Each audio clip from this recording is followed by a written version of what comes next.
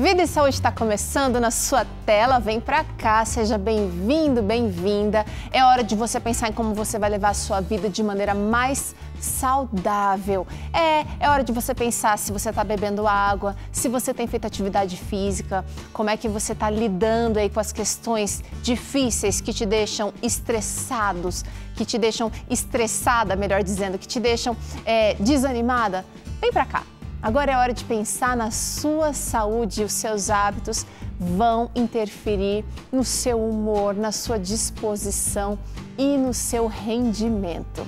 E olha, no programa de hoje nós vamos tratar aqui de curiosidades sobre o intestino. Você tem dificuldades com o seu intestino? Então vem pra cá. Hoje ainda você acompanha por aqui o último episódio dessa temporada do Destino Vida e Saúde no litoral norte de São Paulo. E eu quero convidar você agora para abrir o seu coração, para receber essa reflexão que se encontra na Bíblia. Hoje eu estou tirando aqui, olha, da meditação Maravilhoso Deus, essa meditação dos adultos da Casa Publicadora Brasileira, e hoje traz aqui um verso que eu amo, 1 Coríntios 13, versos 4 e 5 diz o seguinte: o amor é paciente e bondoso, o amor não arde em ciúmes, não se envaidece, não é orgulhoso, não se conduz de forma inconveniente, não busca os seus interesses, não se irrita e não se ressente do mal. 1 Coríntios 13, 4 e 5. Essa listagem aqui do que é o amor é uma listagem tão difícil da gente conseguir realizar, não é mesmo? Só que aqui está dizendo que a Bíblia traz Jesus como o amor, uma pessoa, alguém que realmente nós podemos nos espelhar. E se está difícil por aí, eu gostaria de convidar você para refletir sobre será que Jesus tem sido realmente essa referência importante para que você reflita amor, para que você seja paciente, seja bondoso, para que você não se irrite. É difícil, confesso, é difícil para mim também, é difícil para todos nós, mas em Jesus nós podemos. Vida e Saúde está começando, assuntos interessantes vão acontecer aqui e eu convido você para ficar ligadinho. Em 30 segundos a gente volta.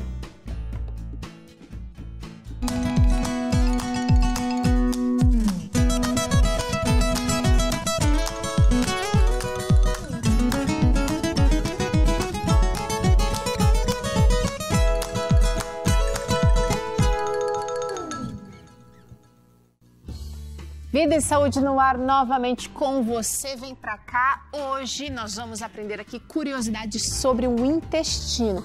Muita gente não acha que seu intestino funciona bem, não passa bem, mas acaba não buscando ajuda, vai levando o problema como dá, só que isso pode trazer consequências. No programa de hoje, nós vamos conversar com especialistas sobre algumas curiosidades e você vai entender que cuidados você pode ter aí para melhorar o funcionamento do seu intestino. Mas eu quero saber de você, quero sua participação. Como é que você lida com os problemas intestinais? Você tem problemas? Tem sintomas? Me conta usando o QR Code aqui da sua tela ou você pode mandar a sua resposta pelo WhatsApp que é 982660004. Então, quero saber, a pergunta do dia é: como é que você lida com os problemas intestinais? E para a conversa de hoje, eu convido o Dr. Alexandre Rocha, ele que é nutrólogo, ele que está na Clínica Retiro da Saúde. Bem-vindo mais uma vez. Tudo bem, doutor?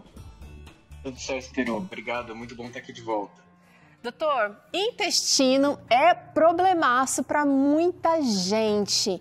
Me fala, o que é o intestino? Na verdade, a gente precisa entender. Eu queria que você trouxesse uma aulinha aqui de fisiologia para a gente, bem rápida, só para a gente entender o que é que se passa aqui na nossa barriga. A gente está acostumado a pensar no intestino, Terô, como sendo o lugar onde é produzido o cocô, né? É bem comum a gente ter essa visão.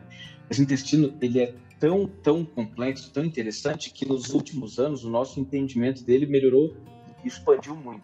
Então, de maneira geral, a gente tem o intestino delgado e o intestino grosso, são duas partes. A primeira parte, o intestino delgado, ele tem três subdivisões. A primeira parte é o duodeno, logo depois do estômago, coisa de um palmo, tem esse nome porque ele mede duodeno, né? 12 dedos. Depois a gente tem o ilho, o jejuno e o ilho. O jejuno normalmente ele é encontrado vazio porque a digestão acontece propriamente no jejuno e no ilho ela vai terminando e os dois vão preparando tudo aquilo que passou pelo processo da digestão para ser enviado para o intestino grosso, onde acontece a absorção de água. Isso era o que a gente entendia e conhecia melhor. Nos últimos anos, a gente entendeu melhor alguns aspectos que a gente não compreendia, inclusive a importância do intestino dentro do sistema imunológico. Só para a gente ter uma ideia, né, a gente está falando de curiosidades, o intestino delgado, ele varia bastante o tamanho de pessoa para pessoa. Eu até tinha um número gravado na cabeça que era 4,5 metros, e eu fui pesquisar e eu descobri que tem pessoas que têm até 8 metros de intestino delgado. Entre 3 e 8 metros é o mais comum. O intestino grosso em torno de 1,5 metros. Todos os segmentos do intestino grosso. Então, o que acontece? 3/4 de todas as nossas células de defesa do corpo, elas estão associadas ao intestino. Então, elas estão residentes ali. Então, é muita participação e a gente entende isso porque o intestino delgado, na verdade, toda a área de superfície de absorção do intestino delgado e do intestino grosso é uma área gigantesca. A gente tem entre 250 e 300 metros quadrados de superfície de absorção. Uau! Então, peraí. A gente mostrou uma imagem aqui. Vamos colocar de novo a imagem do intestino, porque a doutora Alexandra falou do intestino como parte do processo digestivo, recebendo alimento ali, absorvendo os nutrientes e só depois a parte que não foi aproveitada que vira o cocô. E normalmente a gente associa intestino e também só sente falta assim, do funcionamento dele ou da função mesmo dele quando o intestino resolve parar. Mas está relacionado à imunidade e tem uma outra questão muito falada hoje em dia sobre o intestino que também está relacionada ao nosso humor. Imunidade e também humor. Isso tem tudo a ver com uma turbinha que a gente tem no intestino. A gente chama em conjunto de microbiota ou flora intestinal e a gente tem em torno de... As pessoas que têm uma flora saudável, uma microbiota saudável, têm em torno de 1.600 espécies de bactérias no intestino. Isso sem a gente considerar vírus, protozoários e outros fungos, etc., que a gente carrega no nosso intestino. Então, toda essa turma aí está trabalhando lá no nosso intestino. Elas podem trabalhar tanto para o nosso bem e saúde, ou elas podem trabalhar para a nossa enfermidade também. Depende de quem a gente vai dar mais condições de criar família lá, vamos dizer assim, né? De crescer, de prosperar lá no nosso intestino. Bom, você já percebeu aí como o intestino é importante para o todo aí da sua saúde, da sua vida, né? E com certeza, quem sofre de problemas intestinais valoriza muito mais. Vamos pensar aqui, doutor, quais seriam os sintomas que indicam que talvez o intestino não esteja operando como deve operar, funcionando a pleno vapor? Com certeza, Teru. O mais comum é as pessoas se queixarem de intestino lento, intestino preso. Mas existem vários outros sintomas que podem estar associados. Às vezes é o contrário. A pessoa tem diversas evacuações por dia e muitas vezes não são fezes formadas, ou está líquido, ou está pastoso. Isso também pode ser um problema. Uma outra questão é a questão de dor. Tem gente que tem dor no intestino, independente de outros sintomas, só dói. Uma outra situação que é comum a gente encontrar é a pessoa se queixando de distensão gasosa, ou logo depois de comer, ou poucos instantes depois de comer, essa pessoa fala, nossa, parece que eu comi um caminhão de comida, né? Tá com estufada, pode ter dor também. Então tem a questão de produção de gases e também às vezes a eliminação desses gases. A pessoa, nossa, estou com muita flatulência, fica a barriga distendida, com dor e às vezes até o desconforto de ter que ficar se segurando ali, né? Então, tudo isso não é normal, doutora. A gente precisa pensar em examinar ou para ver o que... Porque, assim, eu entendo também que tem a individualidade, né? Vamos falar sobre isso? Sobre o que seria normal evacuar 1 vez ao dia, 3 vezes ao dia, 1 vez por semana? Qual seria o ritmo adequado? O ideal seria a gente ter uma evacuação para cada refeição que a gente faz. Esse seria o ideal. Se a gente consumisse quantidade adequada de fibra e tivesse hidratado bem o suficiente, a gente normalmente teria uma evacuação para cada refeição. É aceitado como sendo ainda saudável em torno de uma evacuação por dia. Mas tem gente que, às vezes, evacua a cada 3, 5 dias, ou às vezes até mais do que isso. Absolutamente não está normal. Normal? Absolutamente assim. Passou de menos de uma vez por dia, a gente já começa a ter problemas. Ainda é aceito como sendo... digamos que seja aceitável. Está dentro do aceitável. Tá. Exato, está dentro do aceitável, mas não é absolutamente normal. O que acontece, doutor, quando o intestino ele não está bem? Então, se tem alguns desses sintomas aí que você falou, flatulência, aquela sensação de estufamento, ou dor no intestino, ou a frequência não é adequada, ou o cocô está muito duro, ou o cocô está muito mole. Você falou que tem que ser fezes formadas. Como é que esse mau funcionamento do intestino pode refletir em outras áreas da nossa saúde? Olha, Teru, qualquer pessoa que esteja experimentando esses sintomas que a gente comentou por períodos prolongados, isso é indicativo de que tem algo errado. Eventualmente acontece a gente comer algo que não faz muito bem e fica mal ali algum dia e tal, e aquilo passa. Agora, se isso persiste, aí a gente tem um problema com certeza. Então, tem essa questão da frequência, se vai muitas vezes ou se são poucas vezes, se tem dor, se tem distensão. Tem outras situações, por exemplo, que a pessoa começa a ter uma diarreia, por exemplo, só com muco, ou que tem outro tipo de perturbação, né? Essencialmente dentro do intestino, e a gente começa a ficar atento a essas mudanças, porque saiu daquilo que era normal daquela pessoa. Doutor, o autoconhecimento é muito importante, incluindo na saúde. Verificar o cocô todos os dias ou todas as vezes que for ao banheiro é bom para a gente ter uma pista de como é que anda, né? Porque o senhor falou aí de formato, falou também de muco, às vezes tem sangramento. Então, verificar como é que é o cocô ajuda a gente a ter uma noção de como está a nossa saúde, né? Com certeza. Me fala uma coisa. Pode falar, doutor. Eu acho que eu ia pular aqui para outra parte, mas o intestino, quando ele não está funcionando bem, ele começa a interferir em várias outras coisas. Inclusive, só o fato de estar com dor já altera o humor, mas a serotonina, que é um dos neurotransmissores que é mais importante para a gente no bem-estar, 90% dela não está no cérebro, é um neurotransmissor que está predominantemente no intestino. Tá. E aquelas pessoas, doutor, que acabam regulando o hábito intestinal através de remédios, através de laxantes, por exemplo, incluindo os laxantes naturais como o Sene? Uhum. Tem problema? O Sene, especificamente, é uma planta que tem uma função de estimular a contração no intestino.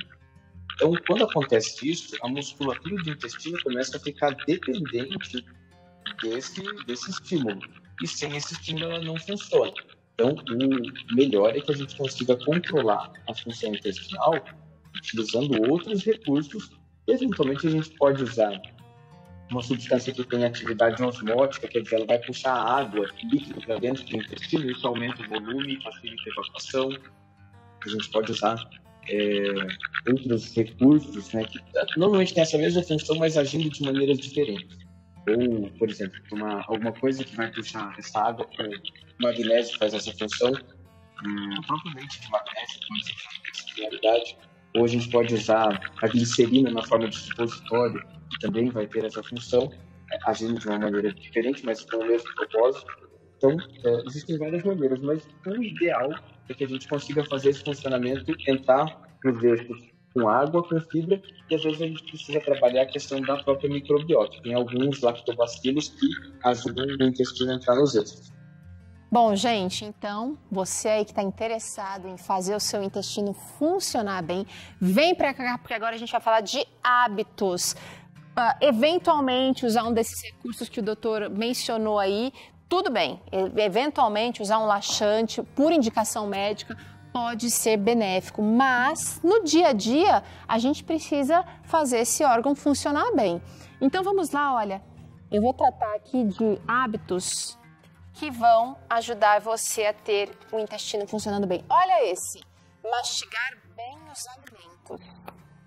Tem gente que não consegue ver essa relação, não consegue perceber que não está indo no banheiro porque não está mastigando.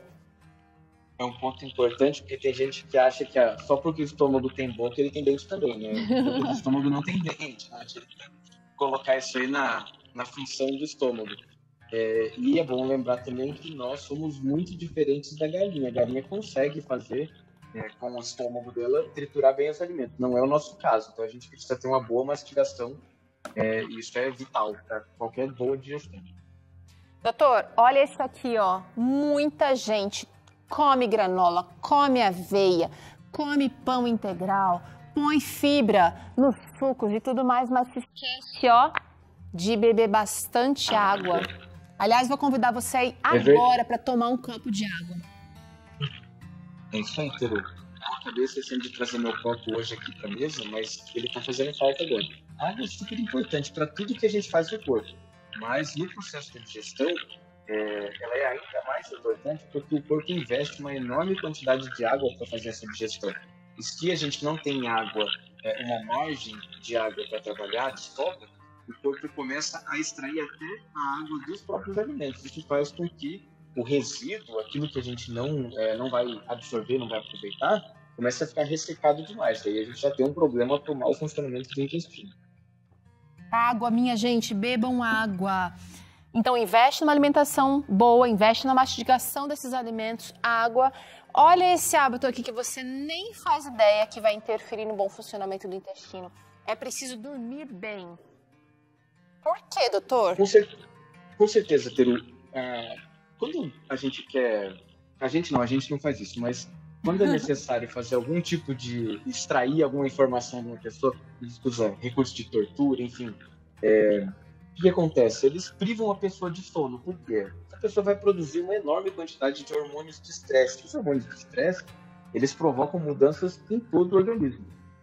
Os hormônios de estresse, eles foram criados para que a gente pudesse responder de maneira pronta e rápida a uma situação pontual específica. Agora, quando essa situação de estresse ela se estende ao longo de horas, dias, meses, aí a gente tem um problema enorme. E o intestino ele sofre muito com isso.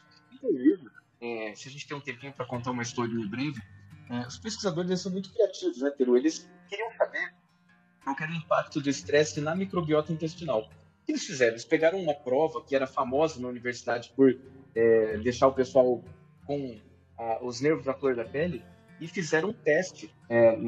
As pessoas que concordaram, que estavam fazendo aquela disciplina, eles fizeram um exame de fezes no dia e nos 4 dias seguintes da prova. Eles observaram que tinha uma diminuição da diversidade da quantidade da flora intestinal desses candidatos. Então, a gente descobriu, nesse estudo, uma coisa que a gente já desconfiava, que era que o estresse modifica a flora intestinal. E a flora intestinal, ela praticamente decide se a gente vai ser saudável ou doente. E o que a gente dá para a nossa flora comer é um ponto-chave, é crucial nesse processo. Gente, que demais, né? Então, dormir bem é importante, faça higiene do sono. Doutor, a gente falou sobre mastigar bem os alimentos, mas que alimentos? A sugestão é uma alimentação leve e balanceada. É interessante isso, Teru, porque a gente fala sempre para mastigar bem os alimentos, mas os alimentos que o corpo tem mais dificuldade para extrair os nutrientes de dentro são normalmente os alimentos crus e os alimentos que têm uma quantidade, uma densidade energética menor. Tudo aquilo que está cozido já teve um processo de ruptura das células para a gente extrair o que está ali dentro. Outra coisa é que os alimentos que são normalmente fontes de carboidrato ou que são notadamente ricos em energia, esses que a gente mastiga muito, esses aí, a gente acaba tendo uma absorção muito maior desses nutrientes. E eles são importantes para a gente, mas a gente tem mais necessidade dos micronutrientes. Então a gente precisa mastigar mais os alimentos que a gente consegue consumir cru. As frutas, os vegetais. E é daí que a gente consegue tirar coisas da nossa nutrição que são fundamentais que a gente não consegue ficar sem. Olha que dica boa, então. Você aí pensando que talvez tenha que gastar milhões com cápsulas e tudo mais, investe no simples, investe no básico. Olha só, a redução do estresse, então, além de dormir bem, existe outra tática, vou trazer aqui, olha, que ajuda nessa redução do estresse, doutor. Um exercício físico. Com certeza, Teru. A gente comentou na questão da relação do sono com o estresse, mas todas as outras coisas que provocam estresse, no caso dos alunos lá que ela prova, eles interferem na flora, na saúde intestinal. Então a gente precisa gerenciar o nosso estresse. A atividade física é um excelente recurso e também ela própria tem um impacto importante na saúde intestinal. Com o exercício físico, a gente produz mais de 300 substâncias e muitas delas interagem com essa miríade de bactérias que a gente tem no nosso intestino. Esse é um outro dado importante. A gente tem mais bactérias no nosso intestino do que existem de estrelas na nossa galáxia. Então, esse monte de bactéria está lá e elas podem trabalhar para nós se a gente alimentar essas bactérias adequadamente. O contrário também acontece. Se a gente não alimentar as bactérias que são nossas parceiras, a gente acaba automaticamente favorecendo as bactérias que querem prejudicar a gente. Certamente. Olha, você viu aí, talvez esse seja um assunto para um outro programa aqui, doutor.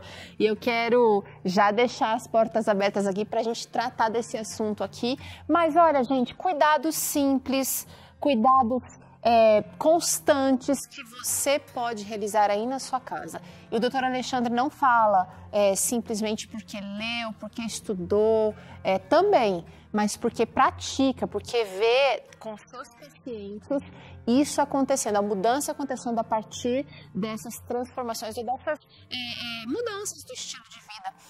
Você que quer acompanhar mais o trabalho dele, você pode acompanhar pelo Instagram, @Retiro da Saúde, @Retiro da Saúde, uma clínica maravilhosa que fica aqui no estado de São Paulo. Ou então você pode acompanhar pelo YouTube, youtube.com/Retiro da Saúde 6551. É isso, doutor? É isso aí, Teru. Acompanha a gente lá, tem alguns materiais que já estão colocados e em breve a gente deve acrescentar mais coisas aí e propagar esses conhecimentos que são tão importantes, que trazem benefício para pessoas de todas as idades, em todos os lugares. Por favor, alimentem sim esses canais, porque nossa galera aqui, nosso público gosta, consome esse conteúdo. E, doutora, a gente tem visto mudanças importantes aqui também. Muito obrigada pela participação de hoje. Até a próxima. Até a próxima. Olha que legal, né? Conhecer o corpo, conhecer o funcionamento faz a gente ter noção do cuidado que a gente precisa ter diário aqui. Agora tá na hora do intervalo, curtinho, na volta você acompanha mais um episódio do Destino, Vida e Saúde. A gente volta já.